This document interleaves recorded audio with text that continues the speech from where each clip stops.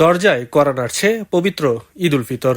এরই মধ্যে পোশাকসহ বেশিরভাগ কেনাকাটা শেষ করেছেন ক্রেতা সাধারণ। তবে ঈদকে ঘিরে শেষ মুহূর্তের প্রস্তুতি হিসেবে বিশেষ করে ঘরের প্রয়োজনীয় বাজার করতে কাউরান বাজারে ব্যস্ত সময় পার করছেন নগরবাসী।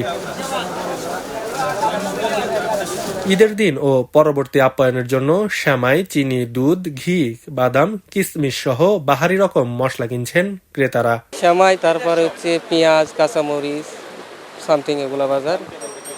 দাম মোটামুটি ভালোই আছে, কিন্তু সেমাইয়ের দামটা একটু বেশি বাড়তে চাচ্ছে দেখছি আমি। গতবারের তুলনায় আলহামদুলিল্লাহ এবার মনে হচ্ছে যে একটু রিজনেবল প্রাইসে আছে। তবে বিক্রেতাদের দাবি লম্বা ছুটি পাওয়ায় বেচা কেনায় কিছুটা ভাটা পড়েছে। চাপটা আগের মতো, ঠিক আছে, আগে যে চাপ আছে মানুষ সরাইতে পারতেছি না, ঠিক আছে, কোনো কিছু করতে পারছে না, ইচ্ছা মতো মানুষের উপর মানুষ জর্জাপটা হইতে ঠিক আছে, এখন নাই। এখন যারা ঢাকা থাকে, ঢাকামুখী যারা এরা টুকিটাকি আস্তে আস্তে কিনতে আছে, ছুটি আগে হয়ে যায় না, আমাদের বেচা কিনে একটু কম। গত বছর তো হলো না কম, এবার মানে আগে ছুটি মুটি পাইয়া গেছে, বেতন বোনাস দিয়ে মানুষ বাড়িতে ধীরে টান্ডে ২০০০ টাকা বাড়ির থেকে করবো। পাশাপাশি মাংস, চাল, ডাল, তেল সহ নিত্য প্রয়োজনীয় পণ্যও কিনছেন। গরুর মাংস কেজিতে ৮০০, খাসির মাংস ১৩০০, ছাগলের মাংস ১১৫০ টাকা করে বিক্রি হচ্ছে। ঈদকে কেন্দ্র করে মাংসের দাম বাড়েনি বলে জানান বিক্রেতা।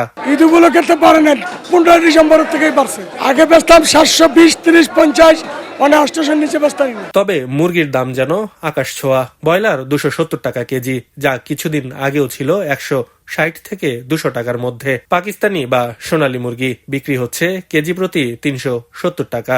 ঈদকে পুঁজি করে এমন দাম বৃদ্ধি পেয়েছে বলে মনে করেন ক্রেতা। ১৭০ টাকার মুরগি এখন ২২০ টাকা করে হইলাম ব্রয়লার, আর কক মুরগি যেটা সোনালী ওটা হলো ৩৮০ টাকা। সব মিলিয়ে ঈদকে সামনে রেখে শেষ মুহূর্তের কেনাকাটায় সরগম কাউরান বাজার।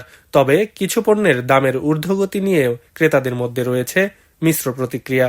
আব্দুল্লাহ আল বাকি, খবরের কাগজ। এলো খবরের কাগজ, নিখাত, নির্ভীক, নিরপেক্ষ।